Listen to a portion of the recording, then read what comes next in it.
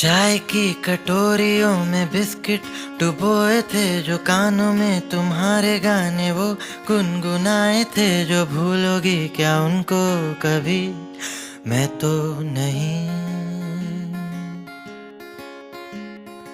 आधी रात को ऑमलेट बनाए थे, जो बालकनी में बैठ के घंटे बिताए थे, जो लम्हे कितने थे हसीन वो है कि नहीं।